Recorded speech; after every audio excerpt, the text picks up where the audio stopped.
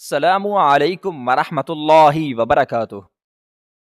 کمرے کی فضا میں کشادگی پھیلی ہوئی تھی۔ کمرے میں موجود دونوں ہی نفوس ایک دوسرے کی بات ماننے سے انکاری تھے۔ خدا کے لیے دادی جان، میری جان مشکل میں مت ڈالیے، جو آپ چاہتے ہیں وہ میں نہیں کر سکتا۔ فقیر نے اس بھری نگاہ سے اپنے دادا کو دیکھا جو اس کی سننے کو تیار ہی نہیں تھے۔ بس خان، میں فیصلہ کر چکا ہوں، تمہاری شادی ہانیہ سے ہی ہوگی۔ انہوں نے اپنا فیصلہ سنایا، جس پر اس نے بے بسی سے انہیں دیکھا۔ آخر آپ کو سمجھ کیوں نہیں آتا؟ وہ مجھ سے 12 سال چھوٹی ہے، میرا اور اس کا کوئی جوڑ نہیں ہے۔ وہ تھک گیا تھا اس بحث سے۔ تمہارا جوڑ ہے یا نہیں، یہ تمہارے سوچنے کا کام نہیں ہے۔ کل شام تمہارا نکاح ہے، ہانیہ سے تیار رہنا۔ اگر تم کل یہ نکاح نہیں کرو گے تو یاد رکھنا، اپنے دادا کا مرا ہوا منہ دیکھو گے۔ فقیر ان کی بات پر ان کا چہرہ دیکھ کر رہ گیا تھا۔ وہ اپنی بات کہہ کر رکے نہیں، بلکہ کمرے سے باہر نکلتے چلے گئے۔ ان کے جاتے ہی توقیر نے اپنا سر ہاتھوں میں گرایا۔ توقیر خان محمد بخش کا لاڈلا پوتا تھا، ان کی آنکھوں کا نور۔ انہوں نے آج تک توقیر کی کوئی بات رد نہیں کی تھی۔ زندگی میں آج ایسا پہلی بار ہو رہا تھا کہ وہ توقیر کی بات ماننے کو تیار نہ تھا۔ انہوں نے بہت اچانک ہی اس کا رشتہ اپنے دوست کی پوتی سے طے کر دیا تھا، جو اس سے پورے 12 سال چھوٹی تھی۔ توقیر خان کو یہ بات گوارا نہ تھی کہ وہ خود سے اتنے سال چھوٹی لڑکی سے شادی کرے، جسے وہ جانتا تک نہیں، جسے وہ آج تک کبھی ملا نہیں۔ یہ بات اس کا دماغ خراب کرنے کے لیے ہی کافی تھی کہ اس کے دادا اس کی سن نہیں رہے تھے، اس کی زبردستی شادی کر رہے ہیں۔ غصے سے کھولتا وہ کمرے سے نکلتے سیدھا اپنی ماں کے کمرے میں آیا، جو بیڈ پر شادی کے کپڑے پھیلائے بیٹھی تھی۔ ان شادی کے کپڑوں کو دیکھ کر اسے آگ لگی تھی۔ جہاں سب اپنی مرضی کر رہے تھے، کوئی اس سے اس کی مرضی پوچھ ہی نہیں رہا تھا، نہ اس کی مرضی کو اہمیت دے رہا تھا۔ امی، آپ آخر دادا جان کو کیوں نہیں سمجھا رہی؟ وہ ایسا میرے ساتھ کیسے کر سکتے ہیں؟ وہ کیسے میری شادی اس طرح سے کر سکتے ہیں؟ کیا سمجھاؤں میں؟ آج تک کسی نے میری سنی ہے؟ میری آخری حیثیت ہی کیا ہے اس گھر میں کیسے انہیں سمجھا سکتی ہوں؟ کوثر بیگم کی بات پر اس نے تاثر سے انہیں دیکھا۔ وہ جو کہہ رہے ہیں وہ کرو فقیر، اگر وہ چاہتے ہیں تم شادی کرو تو تمہیں یہ شادی کرنی ہوگی۔ انہوں نے ہم پر بہت احسانات کیے ہیں، تم مت بھولو انہوں نے ہمارے لیے کیا کیا ہے۔ تو آپ کہہ رہی ہیں کہ میں اس لڑکی سے شادی کر کے ان کا احسان اتاروں؟ وہ اس طریقے سے اپنے احسان کا حساب لیں گے تو ٹھیک ہے۔ وہ سب سے بدگمان ہو رہا تھا۔ اگر ایسا ہی ہے تو میں انہیں بتاؤں گا میں بھی انہی کا پوتا ہوں۔ وہ چاہتے ہیں نا کہ میں اس بچی سے شادی کروں تو ٹھیک ہے، مگر میری بھی ایک بات یاد رکھیے گا، میرا اس سے کوئی تعلق نہیں ہوگا۔ انہیں اپنا فیصلہ سناتے وہاں سے نکلتا چلا گیا۔ کوثر بیگم نے پریشانی سے اسے جاتے ہوئے دیکھا۔ وہ اپنے بیٹے کو اچھے سے جانتی تھی، وہ جو کہتا تھا وہ کر کے دکھاتا تھا۔ انہیں آنے والے وقت سے خوف آیا تھا۔ حویلی سے دور حسان صاحب کا گھر تھا۔ اس کی اوپری منزل میں بنے کمرے میں وہ بیٹھی رو رہی تھی۔ آج اس کے دادا نے اس کی زندگی کا ایک اہم بڑا فیصلہ کیا تھا، اس کی شادی کا فیصلہ اپنے دوست کے پوتے سے۔ وہ اس کی شادی کر رہے تھے اس انسان سے جس کے بارے میں مشہور تھا کہ وہ بہت سخت مزاج ہے، غصے کا تیز ہے، مغرور شہزادہ ہے۔ اس کے دل تک کسی کی رسائی نہیں تھی۔ اس کے دادا نے اس شخص کو ہانیہ کا نصیب بنا دیا تھا۔ وہ اپنا گھر نہیں چھوڑنا چاہتی تھی، مگر مجبور تھی۔ وہ اپنے دادا کے سامنے زبان نہیں چلا سکتی تھی، کیونکہ ایک دادا ہی تو تھے جو اس کے اپنے تھے۔ ماں باپ کے بعد ایک دادا ہی تو اسے سنبھال رہے تھے، اسے آگے پڑھنے کی اجازت دے رہے تھے۔ مگر برا ہوا اس کی قسمت کا، کچھ غنڈے اس کے پیچھے نہ لگتے تو آج وہ محفوظ ہوتی، اپنی تعلیم پوری کر رہی ہوتی۔ ہانیہ بیٹا حسان صاحب کی آواز پر اپنے آنسو صاف کرتے ہوئے سیدھی ہو کر بیٹھی۔ وہ نہیں چاہتی تھی کہ اس کے دادا اسے روتا ہوا دیکھیں۔ وہ انہیں تکلیف نہیں دینا چاہتی تھی۔ اس کی وجہ سے وہ پہلے ہی بہت تکلیف برداشت کر چکے تھے۔ جی دادا جان، انہیں کمرے میں آتا دیکھ کر وہ فوراً سے اٹھ کھڑی ہوئی۔ ہانیہ، کچھ ہی دیر میں تمہارے سسرال والے تمہارا سامان لے کر آ رہے ہیں، تیار ہو جاؤ اور اچھا سا بنا لو مہمانوں کے لیے۔ جی دادا جان، جیسا آپ کہیں۔ وہ ان کی فرما بردار تھی۔ وہ جاتے جاتے اسے ساختہ پکار اٹھے تھے۔ میں جانتا ہوں میں نے جلد بازی میں تمہاری زندگی کا بہت بڑا فیصلہ لے لیا ہے، مگر بیٹا یہ فیصلہ بہت ضروری تھا۔ میری زندگی کا کوئی بھروسہ نہیں ہے کب ساتھ چھوڑ جاؤں۔ میں تمہیں محفوظ ہاتھوں میں دیکھنا چاہتا ہوں۔ ان کی بات پر اس نے تڑپ کر انہیں دیکھا۔ آپ ایسی باتیں کیوں کر رہے ہیں؟ خدا آپ کو لمبی زندگی دے۔ میں جانتا ہوں تمہیں میری بہت فکر ہے، وہ میں بھی جانتا ہوں۔ میری لاڈلی بچی مجھ سے بہت پیار کرتی ہے، لیکن تم دیکھنا محمد بخش میرا بہت اچھا دوست ہے، وہ تمہیں مجھ سے زیادہ پیار دے گا۔ اور تقیر سے میں ملا ہوں، وہ بہت پیارا بچہ ہے، تم اس کے ساتھ خوش رہو گی، محفوظ رہو گی، اور تمہیں خوش اور محفوظ دیکھ کر میں سکون سے رہ سکوں گا۔ ہانیہ، تمہارے ماں باپ نے مجھ پر بھروسہ کر کے تمہاری ذمہ داری مجھے دی ہے، اور میں اپنی زندگی میں تمہاری ذمہ داری کو پورا کرنا چاہتا ہوں۔ میں نہیں چاہتا ایک بار پھر کوئی تمہیں آ کر تنگ کرے، تمہارے کردار پر کیچڑ اچھالے۔ وہ جس بات کا حوالہ دے رہے تھے وہ اچھے سے جانتی تھی، مگر وہ کچھ کر نہیں سکتی تھی۔ مجھے آپ کے فیصلے پر کوئی اعتراض نہیں۔ دادا آپ کہتے ہیں کہ ہانیہ مر جاؤ تو ہانیہ مر جاتی ہے۔ اس کی بات پر احسان صاحب کی آنکھیں نم ہوئی تھیں۔ ہانیہ کے سر پر ہاتھ رکھ کر وہ کمرے سے نکلتے چلے گئے، جبکہ ہانیہ خود کو سنبھالتے کچن کی جانب بڑھ گئی، کیونکہ کچھ ہی دیر کے بعد کوثر بیگم اس کا سامان لے کر آنے والی تھی۔ کوثر بیٹی، تقیر کہاں ہے؟ ہمیں شام بارات لے کر جانا ہے، اور تقیر کا کوئی اتا پتہ ہی نہیں ہے۔ آخر یہ لڑکا سمجھتا کیا ہے خود کو؟ اگر آج وہ نکاح کے لیے نہیں آیا تو یاد رکھنا میرا اس سے ہر تعلق ختم ہو جائے گا۔ بابا آپ غصہ مت کریں، وہ آتا ہی ہوگا۔ میں نے اسے سمجھا دیا تھا۔ کیا خاک سمجھایا تھا؟ اگر سمجھایا ہوتا تو آج یہاں ہوتا۔ ساری تیاریاں باقی ہیں اور میں اس لڑکے کی وجہ سے یہاں بیٹھا ہوا ہوں۔ دیکھو کوثر، میں نہیں چاہتا کہ احسان کے آگے میرا سر جھکے۔ میں نے زبان دی ہے کہ اس کی ہانیہ کا نکاح میرے توقیر سے ہی ہوگا۔ تو یہ آپ کا آخری فیصلہ ہے دادا جان؟ اس کی آواز پر محمد بخش نے موڑ سے دیکھا، جو اندر آ کر ان کے مقابل کھڑا ہوا۔ میرا فیصلہ یہ ہے کہ تمہاری شادی ہانیہ سے ہی ہوگی۔ وہ مجھ سے 12 سال چھوٹی ہے۔ میں نے کہا تھا نا، تقیر عمر سے شادی کا کوئی لینا دینا نہیں ہوتا، لیکن میرا لینا دینا ہے۔ اگر آپ چاہتے ہیں میں اس سے شادی کروں تو یاد رکھیں، میں یہ شادی کر کے آپ کے سارے احسانوں کا بدلہ چکا رہا ہوں۔ اس کے بعد سے میں آزاد ہوں اور آپ کی کسی بھی بات کو ماننے کا پابند نہیں۔ کیا مطلب ہے اس بات کا؟ انہوں نے چونک کر اسے دیکھا۔ میں یہ شادی کروں گا، بلکہ میں اس سے شادی کروں گا۔ میں اسے اپنی بیوی کی حیثیت کبھی نہیں دوں گا۔ اس کی میری زندگی میں حیثیت کسی بے جان چیز جیسی ہوگی۔ میں اس کی طرف دیکھوں گا بھی نہیں۔ وہ تو وقت بتائے گا۔ انہوں نے تمسکرانہ انداز میں اسے دیکھا، جس پر وہ مسکرا دیا۔ میں بھی آپ کا ہی پوتا ہوں دادا جان، جائیں بارات کی تیاری کریں۔ انہیں کہتا وہ اپنے کمرے کی جانب بڑھ گیا، جبکہ محمد بخش باہر کی جانب کوثر بیگم نے گھبرا کر اپنی ساس کو دیکھا، جو خاموشی سے تخت پر بیٹھی سب تماشا دیکھ رہی تھی۔ آپ کچھ کہتی کیوں نہیں؟ میرے کہنے سے فرق نہیں پڑتا، جاؤ تیار ہو جاؤ، کچھ ہی دیر میں سلیم بیوی بچوں کے ساتھ آتا ہی ہوگا۔ انہیں کہتے ہوئے وہ اٹھ گئی۔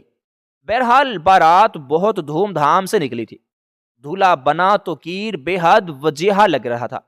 چہرے پر چھائی سنجیدگی اس کی خوشبو میں اضافہ کر رہی تھی۔ بارات کے پہنچتے ہی نکاح نامے پر دستخط کرتے اس کے ہاتھ کئی بار کانپے تھے۔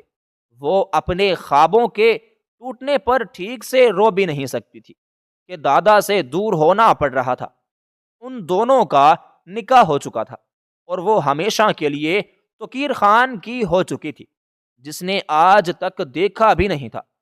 رخصتی کا وقت ہوا تو ہانیہ کی آنکھیں نم تھیں۔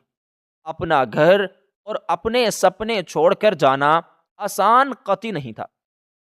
اس کی گاڑی میں بیٹھتے ہی توقیر، جو پہلے ہی سے گاڑی میں بیٹھا تھا، بے آرام سا ہوتا، ایک جانب کھسکا، اور اس کا یوں دور ہونا ہانیہ سے چھپا نہیں رہا تھا۔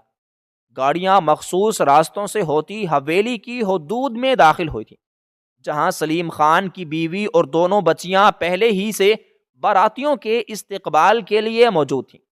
گاڑی رکتے ہی بنا ہانیہ کا انتظار کیا توقیر گاڑی سے اترتا اندر بڑھ گیا۔ کوثر بیگم نے تعصب سے بیٹے کی حرکت کو دیکھا اور پھر آگے بڑھ کر ہانیہ کو گاڑی سے اترنے میں مدد دی، اس لیے وہ اسے اندر لے آئیں جہاں سب مہمان موجود تھے سوائے دلہا کے۔ بیٹا آپ بیٹھو یہاں۔ وہ توقیر کے کمرے میں اسے بٹھا رہی تھی۔ اس کی بات چند ہدایات کر کے وہ چلی گئی۔ ہانیہ انجان کمرے میں خود کو بہت اکیلا محسوس کر رہی تھی۔ اس کا دل دکھ رہا تھا۔ تھک ہار کر وہ سائیڈ پر موجود صوفے پر بیٹھ گئی۔ وہ نہیں جانتی تھی کہ آگے اس کے ساتھ کیا ہونے والا ہے۔ توقیر اپنے کمرے میں داخل ہوا، مگر سامنے صوفے پر سوئے وجود کو دیکھ کر اس کا دماغ گھوما تھا۔ ہانیہ صوفے پر بیٹھی نیند میں گم تھی، مگر اس کے یہاں موجودگی توقیر کو آگ لگا رہی تھی۔ وہ اس کی نیند کی پرواہ کیے ہوئے چست میں اس تک پہنچا، مضبوطی سے اس کا بازو تھاما تھا۔ ایک جھٹکے سے اسے اپنے مقابل کھڑا کیا گیا۔ ہانیہ نیند کی وادی میں گم تھی۔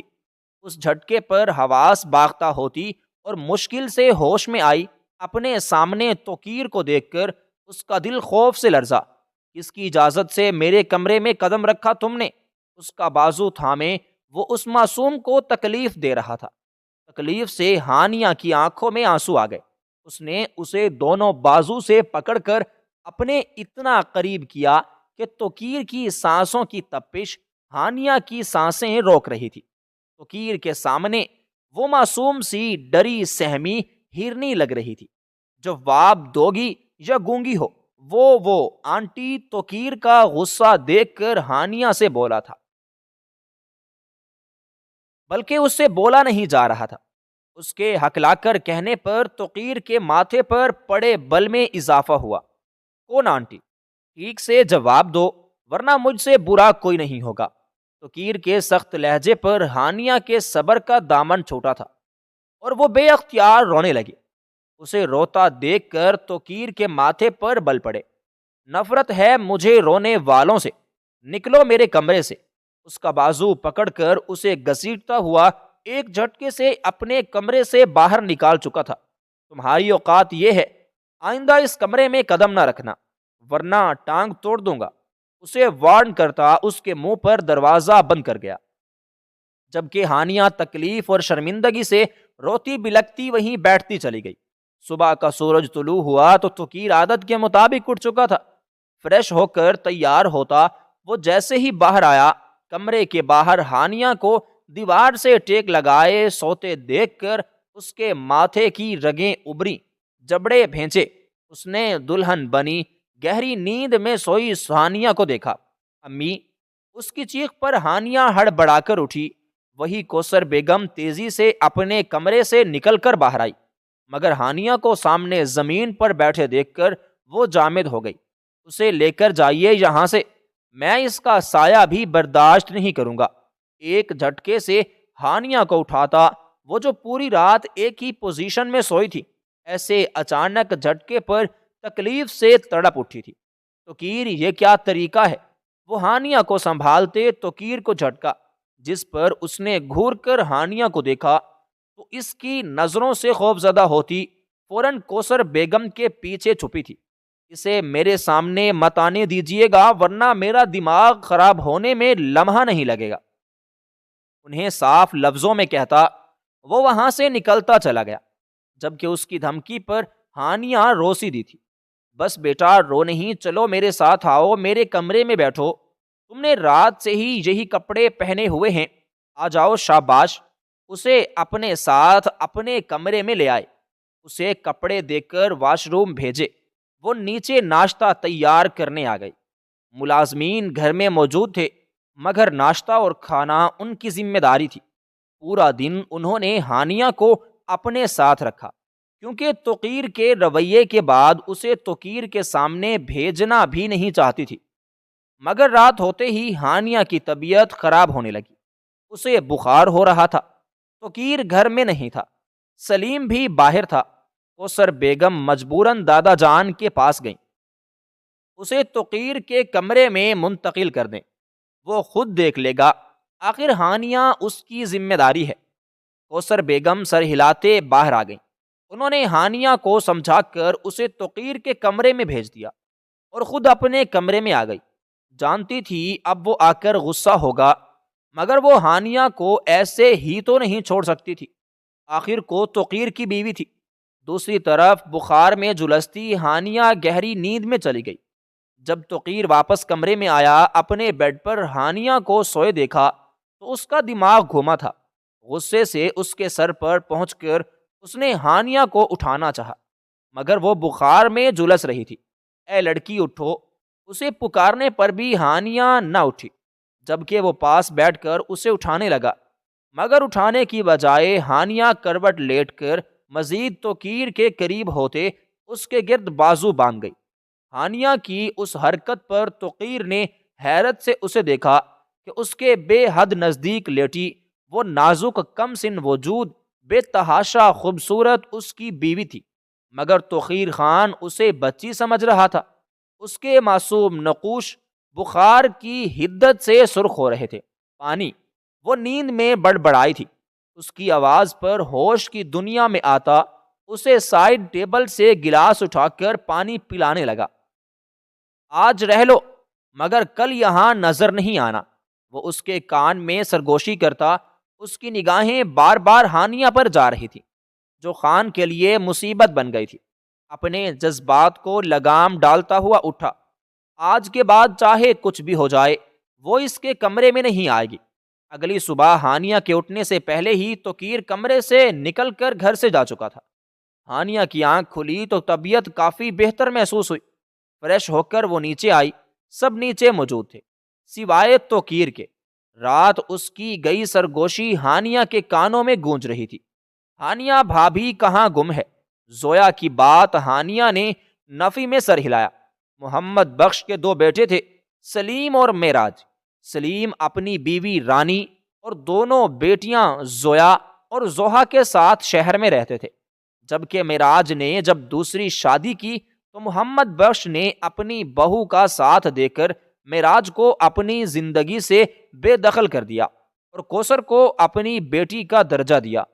انہوں نے ہر مشکل وقت میں پورا ساتھ دیا تھا، وہ ان کے احسانات کے بوجھ تلے دبتی جا رہی تھی، اور اب توقیر نے ہانیہ سے شادی کر کے ایک بار میں ہی سارے احسان چکا دیے تھے۔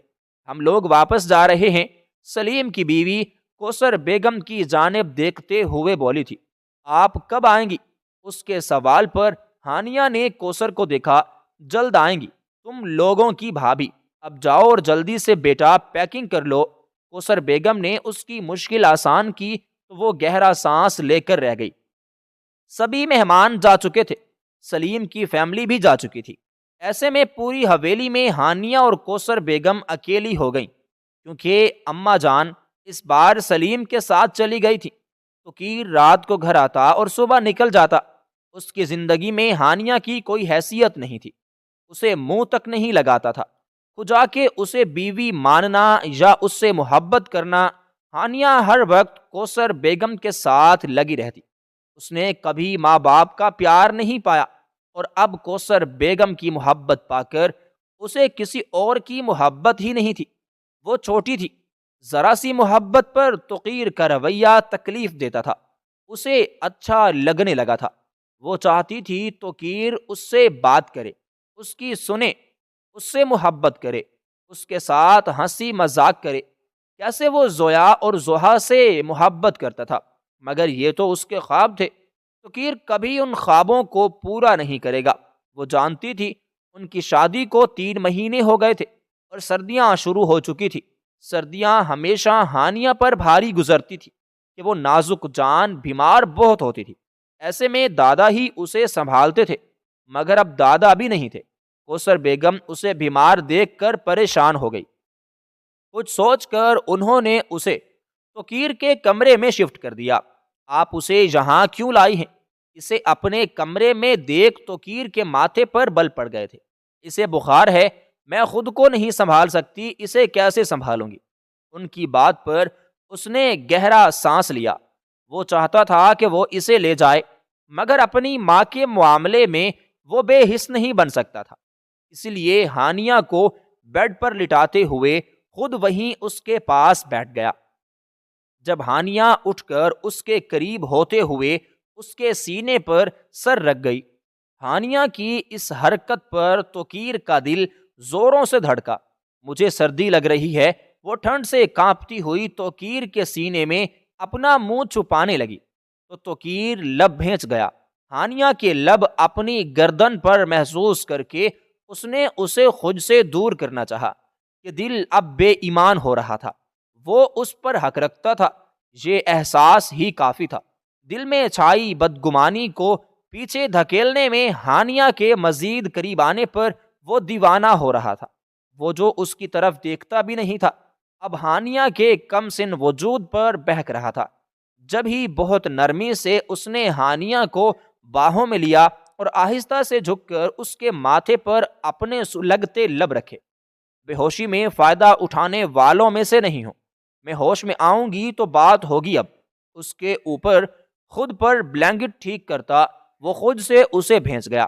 ہانیہ اس کی جان لیوا قربت پر ہانیہ نے آنکھیں کھول کر اسے دیکھا، جو خاموش نگاہوں سے ہانیہ کو تک رہا تھا۔ نگاہوں کے تصادم پر توقیر بے ساختہ جھکتا اسے شرم سے لال کر گیا۔ سو جاؤ، اب بہت رات ہو گئی ہے۔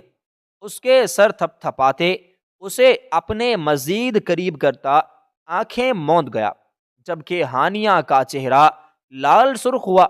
وہ شرم سے یا بخار سے ہوا کون جانے۔ توقیر اپنے بزنس کے سلسلے میں شہر شفٹ ہو رہا تھا اور وہ چاہتا تھا کہ کوثر بیگم بھی اس کے ساتھ شفٹ ہو، مگر وہ جانے کو تیار نہیں تھی۔ حویلی جیسا سکون انہیں کہیں اور نہیں ملتا تھا۔ انہیں تو توقیر سے کہا کہ وہ ہانیہ کو اپنے ساتھ لے جائیں۔ امی، میں آپ کو لے جانے کی بات کر رہا ہوں اور آپ کو ہانیہ کی پڑی ہے۔ وہ بچی میرا گھر کیسے سنبھالے گی؟ تم بھول رہے ہو کہ وہ بچی تمہاری بیوی ہے۔ ہاں، ایک 16 سالہ بچی میری بیوی ہے، وہ خود کو تو سنبھال نہیں سکتی، مجھے کیسے سنبھالے گی؟ دیکھا تھا نا آپ نے بخار میں اس کی کیا حالت ہو گئی تھی۔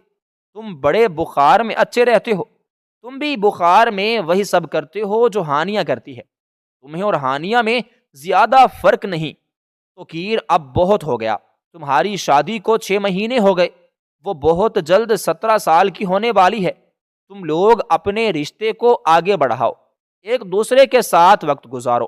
میں چاہتی ہوں کہ تم دونوں خوش رہو۔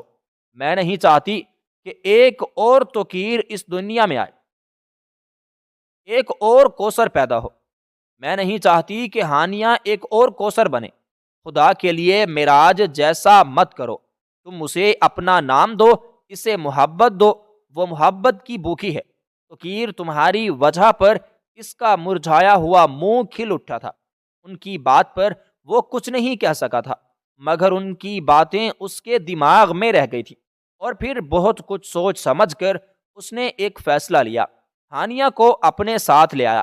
ہانیہ جتنا حیران ہوتی اتنا کم تھا۔ تم اس گھر میں رہو گی، مگر میری کچھ شرطیں ہیں۔ کیسی شرط؟ ہانیہ نے چونک کر سے دیکھا۔ تم اپنی پڑھائی جاری رکھو گی۔ تمہارا 18 سال ہونے کے بعد تم میری بیوی کی حیثیت میں دنیا میں پہچانی جاؤ گی، مگر اس سے پہلے تمہیں محبت جیسی خرافات میں نہیں پڑنا، بس اپنی پڑھائی پر فوکس کرنا ہے۔ لیکن مجھے تو بس آپ اچھے لگتے ہیں، ہانیہ کی بات پر توقیر نے حیرت سے اسے دیکھا۔ میں آپ سے محبت کرتی ہوں، اور امی کہتی ہیں شوہر سے محبت کرنا غلط بات نہیں ہے۔ امی تو کچھ بھی کہتی رہتی ہیں، ان کی باتیں سیریس مت لیا کرو۔ امی کچھ بھی نہیں، امی ہر چیز ٹھیک کہتی ہیں، میں پڑھائی کروں گی دل لگا کر، وہ میرا خواب ہے، مگر میں آپ سے محبت بھی کروں گی، آپ کے سارے کام بھی کروں گی، کیونکہ وہ میری ذمہ داری ہے۔ اس کے منہ سے ایسی بڑی بڑی باتیں سن کر وہ حیران ہی تو ہو کر رہ گیا تھا، مگر وہ جو اب دینے کی بجائے وہ بات بدل گیا۔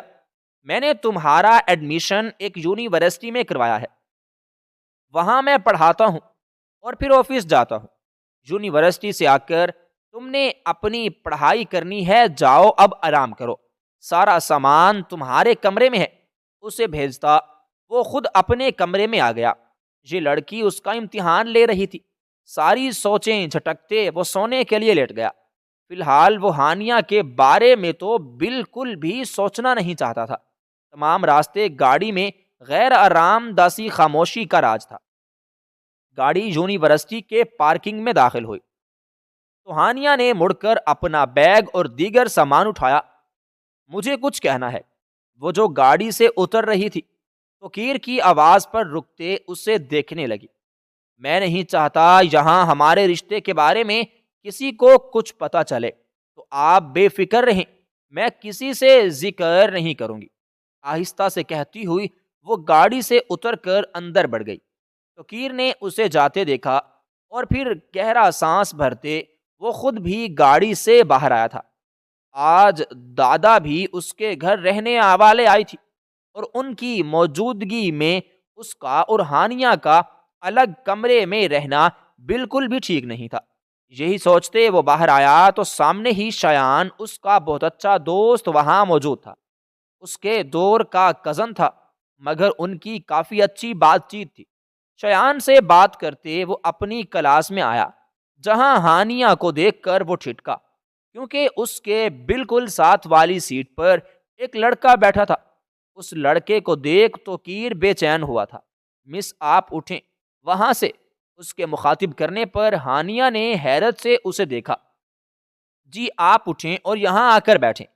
اس نے آگے ایک خالی سیٹ کی جانب اشارہ کیا۔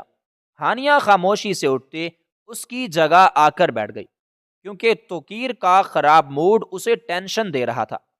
پوری کلاس لے کر وہ بریک ٹائم میں باہر آئی۔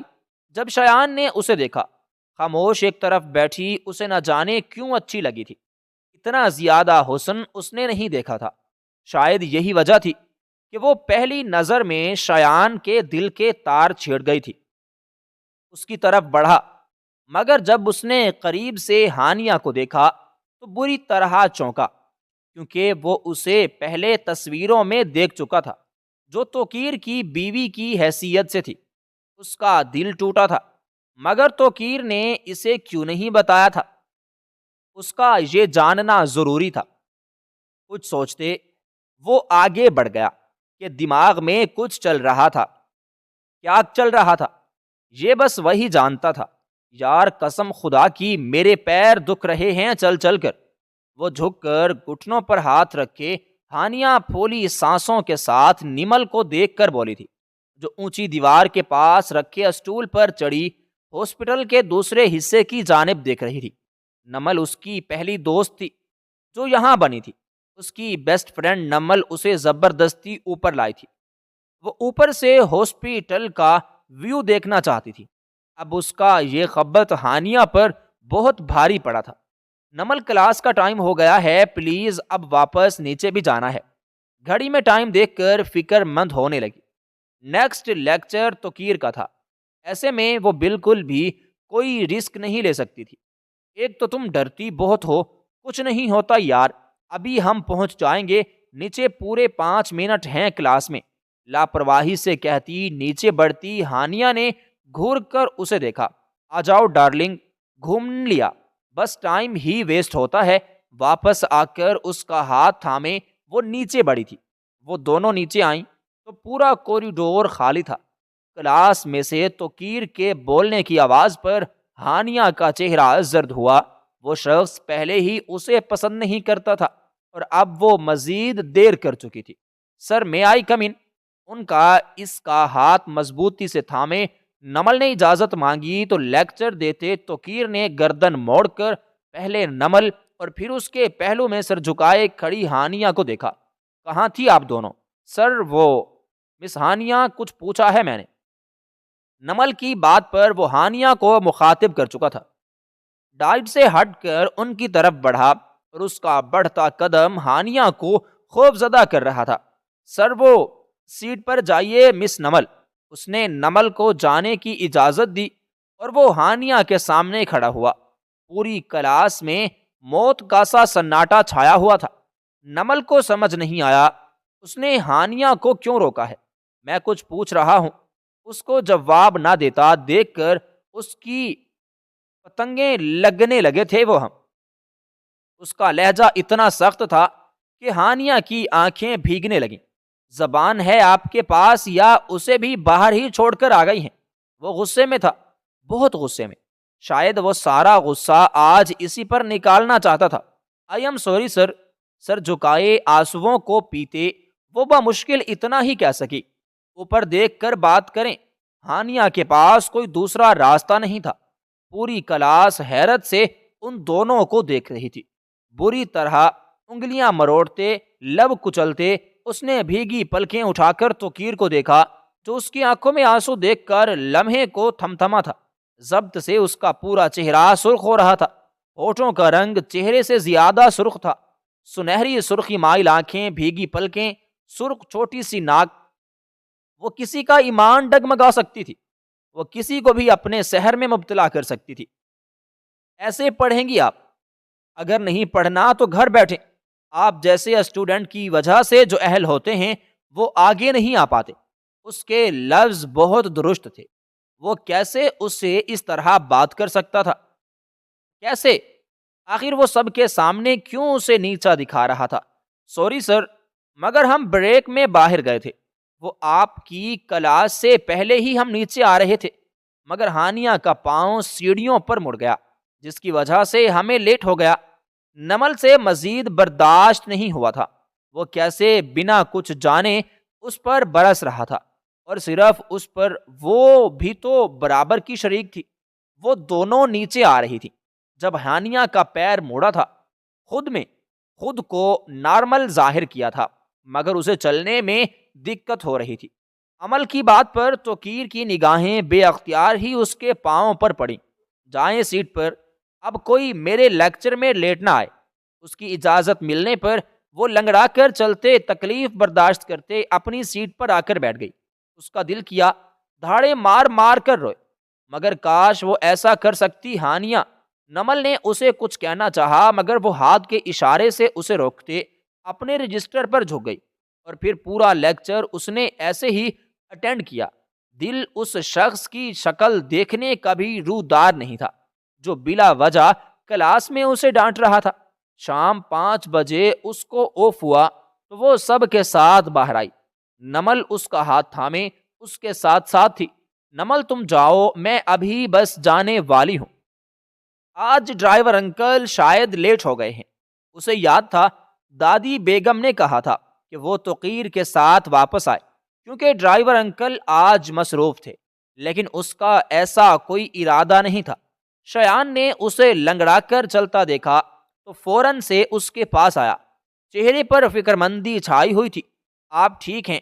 جی میں ٹھیک ہوں۔ کیسے ٹھیک ہو؟ سر ہانیہ کا پیر مڑ گیا تھا اور اوپر سے توقیر سر نے اتنی دیر اسے کھڑا رکھا، چلا بھی نہیں جا رہا اس سے۔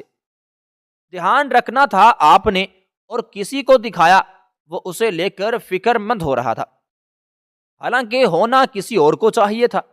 میں ٹھیک ہوں نمل، تم جاؤ، تمہارے ڈرائیور آ گئے ہیں۔ اوکے، مگر پلیز تم خیال رکھنا۔ ان دونوں کو خدا حافظ کہتے نمل وہاں سے نکلی تو ہانیہ نے سکھ کا سانس لیا۔ گھر کس کے ساتھ جائیں گے؟ شایان کے سوال پر اسے سمجھ نہیں آیا کیا جواب دے۔ اگر کوئی پرابلم نہیں ہو تو میں آپ کو ڈراپ کر دیتا ہوں، کیونکہ میں آپ کے گھر کی طرف ہی جا رہا ہوں۔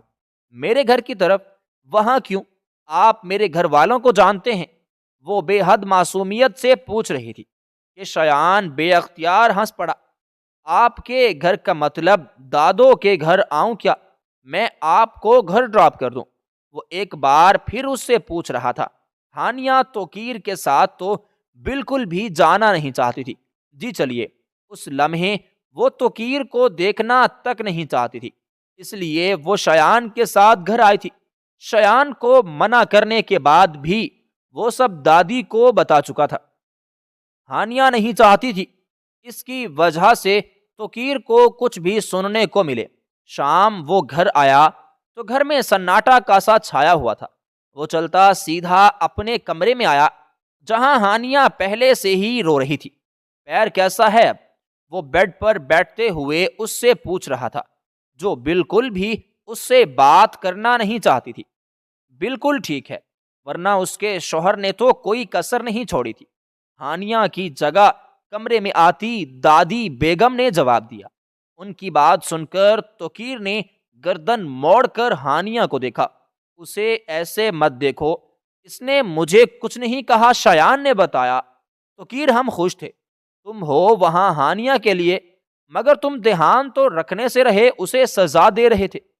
دادو غلطی میری تھی، وہ منمنائی۔ یہ دیکھو آ گئی شوہر کی طرفداری کرنے والی، جب سے آئی ہے یہی کہہ رہی ہے کہ ان کی غلطی نہیں ہے، انہیں کچھ نہیں کہنا۔ دادی بیگم کے کہنے کا انداز ایسا تھا کہ بے اختیار توقیر کے چہرے پر مسکراہٹ آئی۔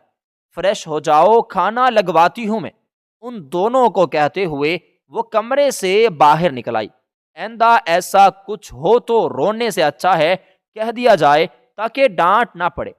اس کا طریقہ دیکھتے ہوئے وہ نرمی سے بولا، آپ نے کہنے کا موقع ہی نہیں دیا۔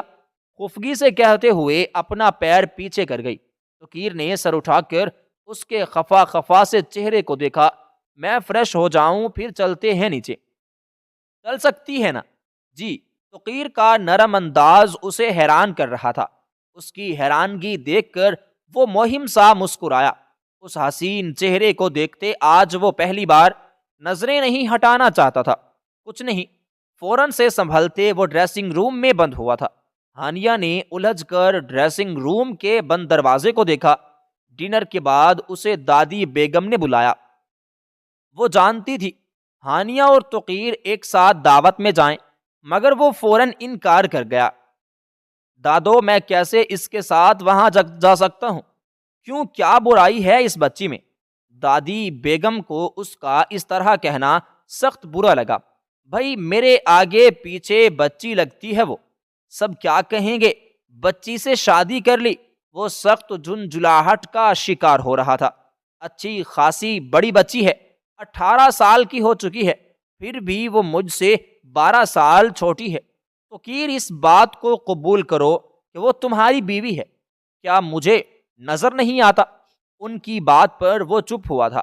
اپنی بیوی کو کسی اور کے ساتھ روانہ کر دیا، یہ بھی نہیں سوچا کہ جس کے ساتھ بھیج رہے ہو وہ ہانیہ کے لیے اپنا رشتہ بھیجنا چاہتا تھا۔ دادی بیگم کب سے غصہ کنٹرول کر رہی تھی، مگر توقیر کی باتوں کی وجہ سے انہیں بولنا پڑا۔ اگر نہیں ہے یہ قبول رشتہ تو ٹھیک ہے، بات کرتی ہوں میں شایان سے، تم ہانیہ کو آزاد کر دینا، اپنا فیصلہ سناتی ہوں۔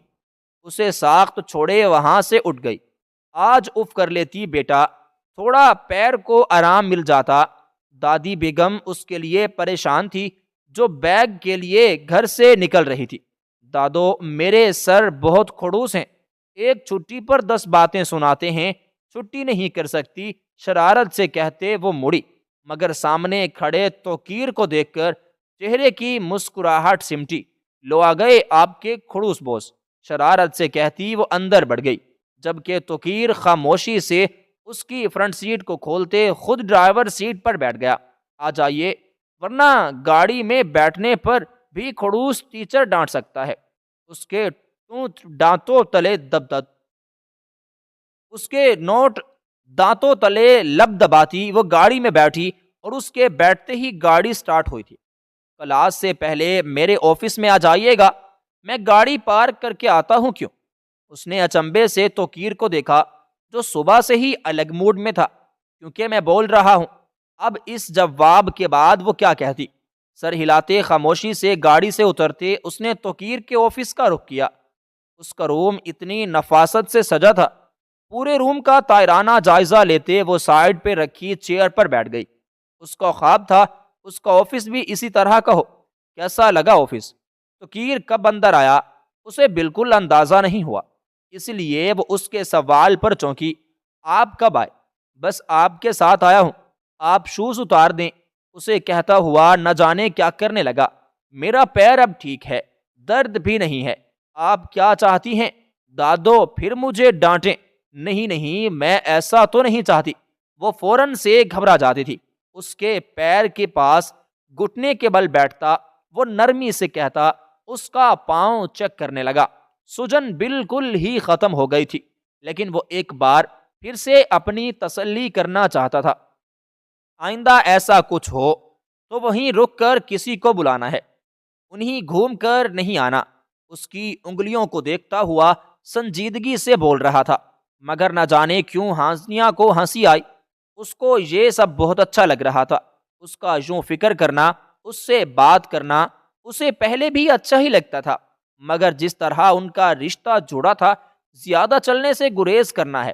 اگر زیادہ چلنا ہو تو یہاں میری سلیپرز میں کوئی کافی کمفرٹیبل فیل ہوگا۔ اپنی کیبنٹ کھول کر اسے جگہ دکھا رہا تھا۔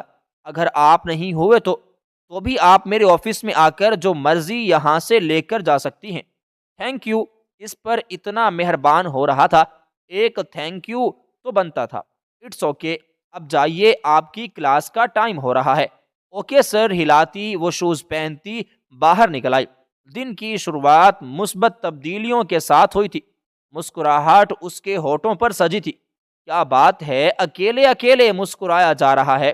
اپنے پاس سے آتی شایان کی آواز پر وہ پوری طرح چونکی اور پھر شرمندہ ہوئی۔ آئی ایم سوری، میں نے پھر ڈرا دیا۔ It's okay. وہ بس اچانک آئے تو دل پر ہاتھ رکھ کے وہ ہولے سے مسکرائی۔ پیر کیسا ہے؟ اب بہتر ہے، ایک کام کریں، آپ میرے ساتھ آئیے، چیک اپ ہو جائے گا تو تسلی رہے گی۔ اس کے لیے وہ فکر مند تھا۔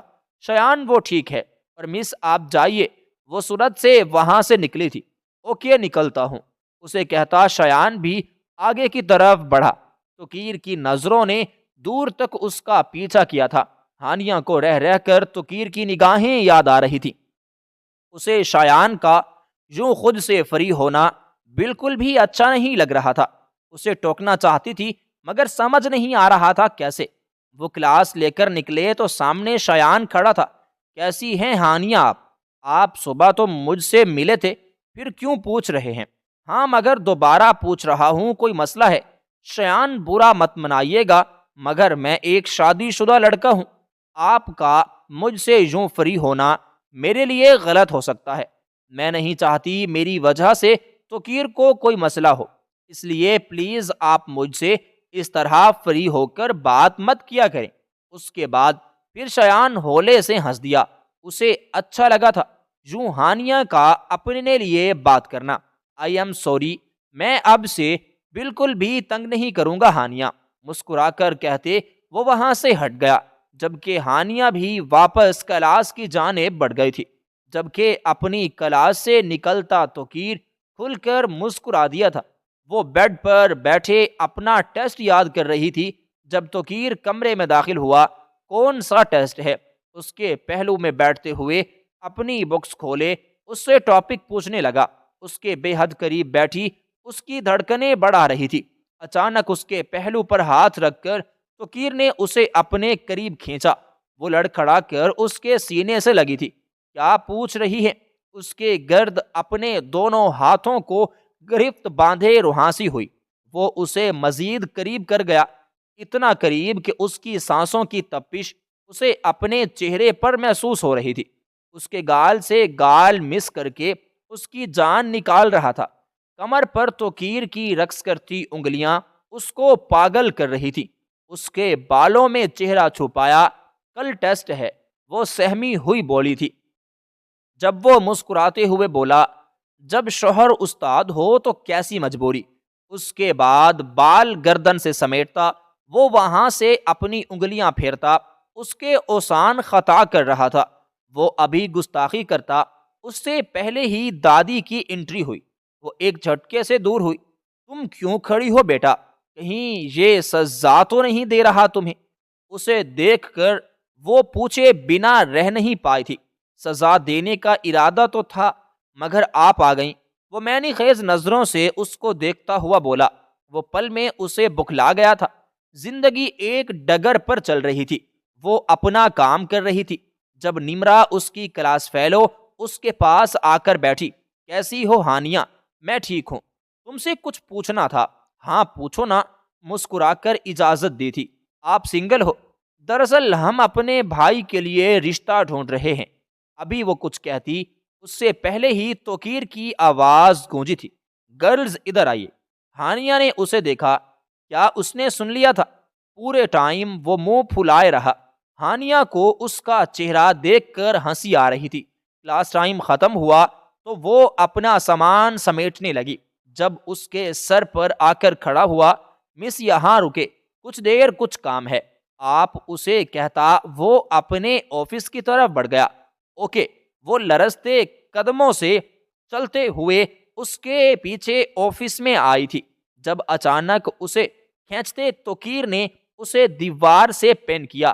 توقیر کے کچھ بولنے کی ضرورت نہیں، اس کے ہونٹوں پر ہاتھ رکھے وہ اسے کچھ بھی بولنے سے روک گیا۔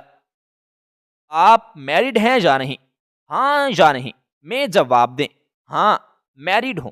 اس لڑکی کو کہنا تھا نا، جو اپنے فضول سے بھائی کا رشتہ دے رہی تھی۔ وہ جیلس ہو رہا تھا اور اس کو وہ بہت کیوٹ لگ رہا تھا۔ آپ ہی نے تو کہا تھا کہ کسی کو نہیں بتانا۔ اب میں بول رہا ہوں، پوری دنیا کو بتانا ہے کہ آپ میری بیوی ہیں۔ اسے کمر سے کھینچ کر اپنے قریب کر گیا۔ پھر سوچ لیں، آپ میری فیمیل اسٹوڈنٹ کے دل ٹوٹ جائیں گے۔ آپ اسے یوں دیکھ وہ شرارت سے بولی، ٹوٹ جائیں تو ٹوٹ جائیں، آج کے بعد کوئی رشتہ نہیں آنا چاہیے یار، بیوی ہے میری چوڑیاں پہنے، ناک میں وہ ڈالے جو دادو ڈالتی ہے، لگے کہ آپ میری بیوی ہیں۔ ہانیہ دانتوں تلے لب دباتے بس اسے دیکھ رہی تھی۔ لیکن آپ کو لڑکیاں پرپوز کرنا چاہتی ہیں، آپ کیا کریں گے؟ میں گلے میں آئی لو مائی وائف لکھ کر ڈالوں گا۔ اس کی بات پر ہانیہ نے حیرت سے اسے دیکھا۔ پہلا اظہار محبت تھا، ایسا کیا دیکھ رہی ہیں؟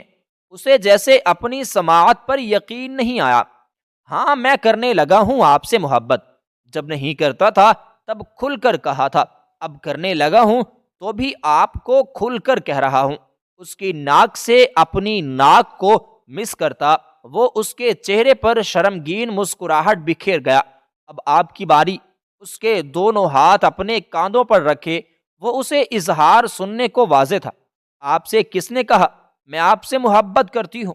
ہانیہ آپ کو کہنے کی ضرورت نہیں، آپ کی آنکھیں، آپ کا چہرہ اس بات کی گواہ ہے، اس لیے نہ کریں اظہار۔ توقیر ہم یونی میں ہیں۔ اس نے جیسے توقیر کو یاد دلایا تھا، مجھے فرق نہیں پڑتا۔ اسے مزید اپنے قریب کرتا ہوا اس کے چہرے پر جھکا تھا۔ اس سے پہلے کہ وہ کوئی گستاخی کرتا، دور ناٹ ہوتا، ان دونوں کو بکھلا گیا۔ ہانیہ ایک جھٹکے سے اس سے دور ہوئی تھی۔ بالوں میں ہاتھ چلاتے اس نے غصے سے دروازے کو دیکھا تھا۔ میں جا رہی ہوں، اس کو کہتی وہ تیزی سے وہاں سے نکلی تھی۔ دل میں تتلیاں سی اڑنے لگی تھی۔ توقیر اس سے اظہار محبت کرے گا، اس نے اپنی زندگی میں کبھی بھی نہیں سوچا تھا۔ زندگی اب حسین اسے لگنے لگی تھی۔ اس کے سارے خواب پورے ہو گئے تھے۔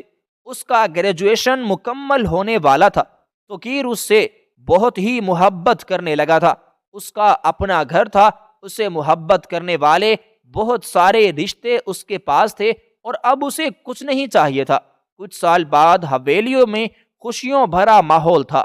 آج توقیر اور ہانیہ کی 7ویں سالگرہ کے ساتھ ان کے اکلوتے بیٹے کا عقیقہ بھی تھا۔ سب لوگ حویلی میں جمع تھے۔ ایسے میں ہانیہ ننھے شہزادے کو سنبھالے پریشان ہو رہی تھی۔ اس کا بیٹا بالکل توقیر کی طرح اسے تنگ کرتا تھا۔ بھابھی آپ کو تو رلا دے گا۔ یہ زوہا کی بات پر وہ مزید روحانسی ہوئی تھی۔ کیا ہوا، سب ٹھیک ہے نا؟ ان دونوں کو کھڑا دیکھ توقیر ان کے پاس آیا۔ توقیر بھائی ان میڈم سے آپ کا بیٹا نہیں سنبھل رہا۔ ہانیہ کی رونی صورت پر توقیر کو ترس آیا۔ وہ توقیر سے تو کم ہی تنگ کرتا تھا، مگر وہ بیچاری رونے جیسی ہو جاتی تھی۔ فائنلی ان کی زندگی کی نئی شروعات ہوئی تھی۔ اوہو، کتنی بری بات ہے بچے، مما کو ایسے تنگ نہیں کرتے۔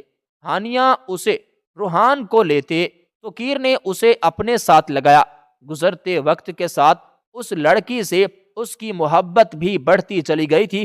اب اس کے بغیر وہ ایک لمحہ بھی اس کے لیے سانس لینا محال لگتا تھا۔ دور سے وہ ان لوگوں کو دیکھتی۔ کوثر بیگم نے صدقے دل سے ان کی خوشیوں کی دعا کی تھی۔